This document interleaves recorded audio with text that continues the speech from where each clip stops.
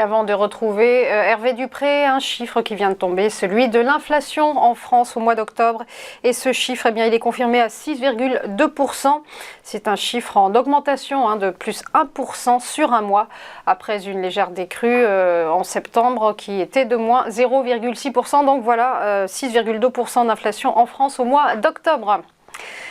Voilà qui intéressera peut-être, sans doute même, Hervé Dupré. Bonjour. Bonjour Roselyne.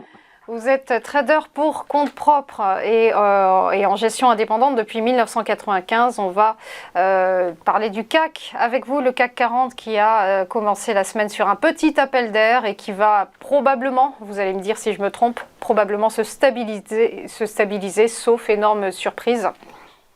Exactement, la stabilisation est en cours. On a surtout un manque de liquidité.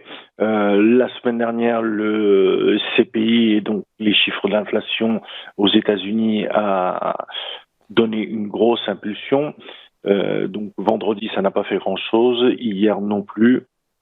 Aujourd'hui, ce qui nous importe, c'est le ZOO qui va tomber à 11 heures. On est sur des points relativement hauts. Cela dit, pour l'instant, nous n'avons encore pas de gros signal d'inversion de tendance.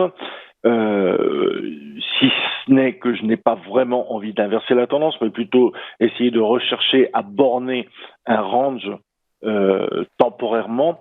Alors, comment on peut le borner?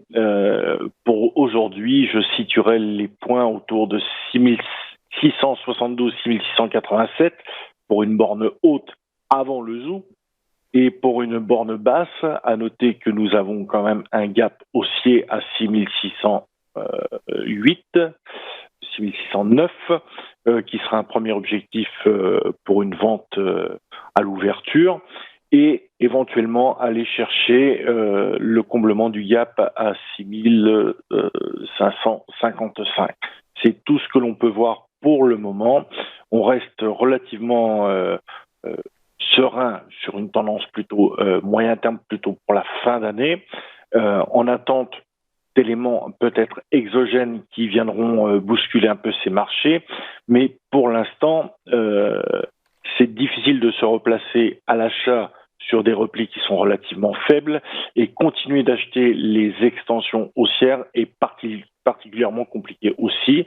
Donc on reste très attentif à une stabilisation qui est fortement probable, une latéralisation entre les bornes que je vous ai citées, et on essaie de travailler ce marché plutôt en intraday, en attendant d'avoir une clôture daily qui nous donne un petit peu plus de visibilité sur quelques jours. Voilà ce que je peux vous dire à l'heure actuelle.